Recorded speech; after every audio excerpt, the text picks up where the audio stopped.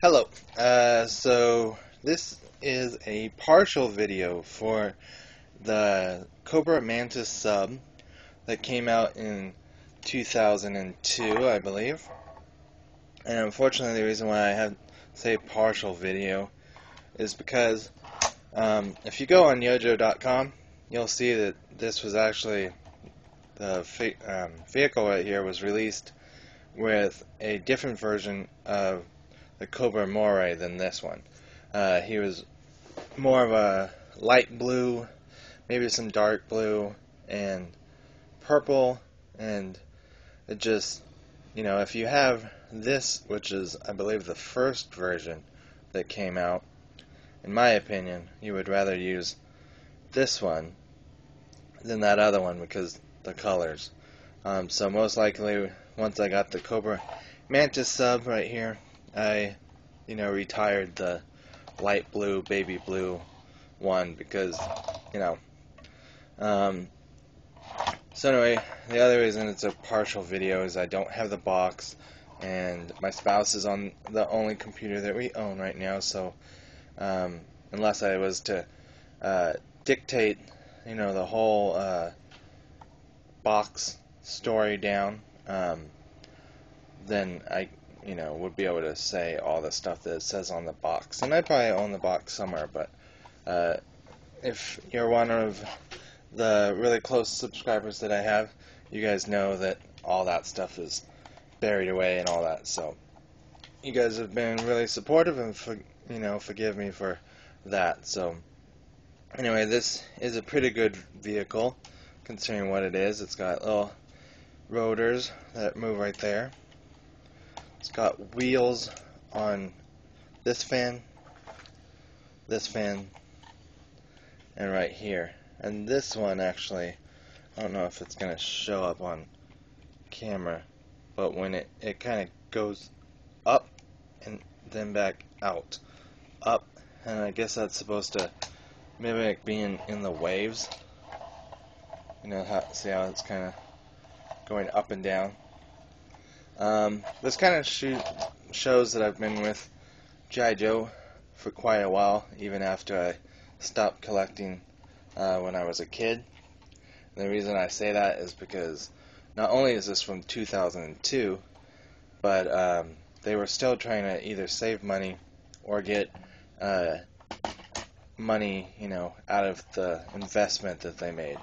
And I think it's Galoob maybe that this belonged originally to, because this is actually not a G.I. Joe vehicle, originally, and it's not a Cobra vehicle originally. This is actually a Johnny Quest vehicle.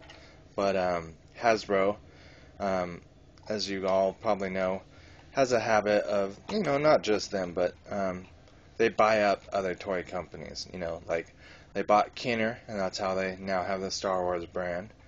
And they bought out Galoob, so that's how they got the rights to use this mold. And then, you can do searches on all the other companies that they've bought out. But the other things, besides another rotor right here, is it's got this little claw in the front. And it's kind of nice because you don't, have to open it right there. You can actually open it right there and actually use it. So that's cool. It goes, and hides underneath the fin, or you can take it all the way out in the front.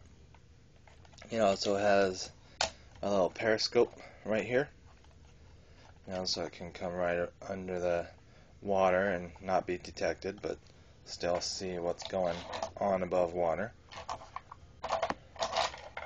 It's got a fin right here, but it doesn't do anything. It's stationary.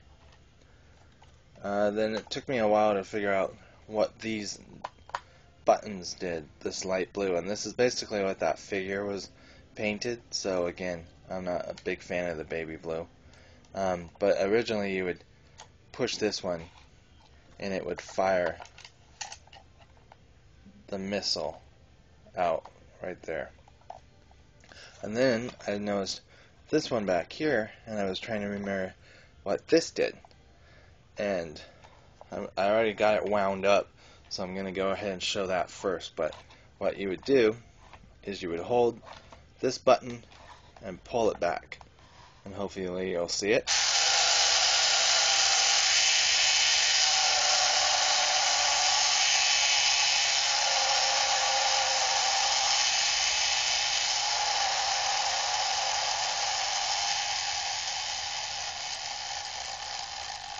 And then there you have about a minute of the fan going.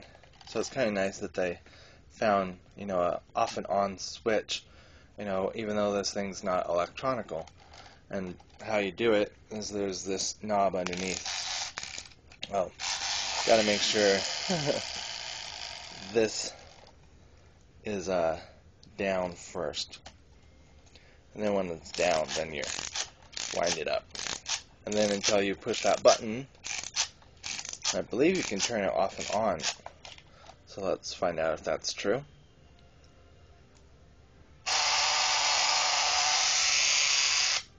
Yep, so that's cool. No batteries, no nothing. You just off and on and rewind. And okay, so then the other thing is we'll show you the underside. I believe, this sticker is crooked. And I believe this is, again, a cost-effective measure, maybe. But their research was that kids didn't like putting decals on anymore like they did in the 80s. And so they started putting all these decals on them. You didn't have to put this vehicle together. You didn't have to put the stickers on. So I don't know about you guys, but I don't think I ever, as a kid, was like, oh, this is so stupid, why am I having to put these stickers on here? I paid good money, they should have the stickers on already. But so anyway, you got the kind of eyes, but also searchlight in the front. Trying to think, oh yeah, so then underneath you open this and this falls out. Kind of a short little string right there. And then I believe you have to lift up and pull apart on this thing.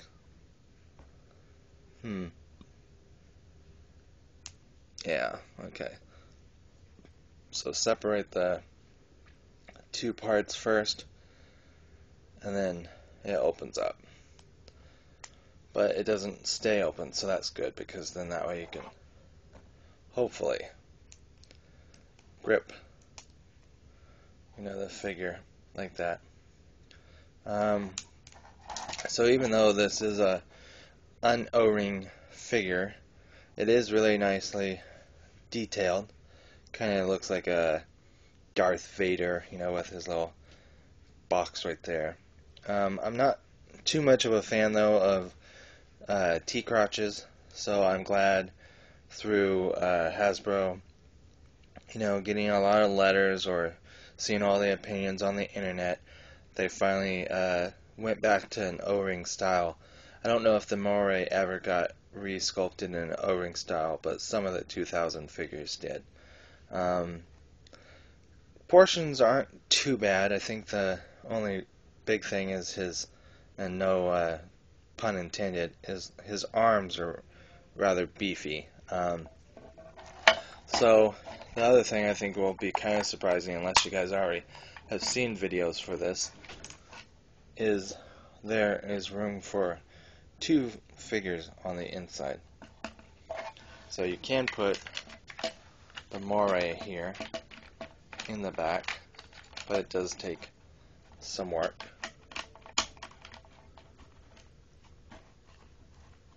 Because again, the arms are rather thick, but he does fit, and the lid still closes. And then you can also have him in the front. So again, closes.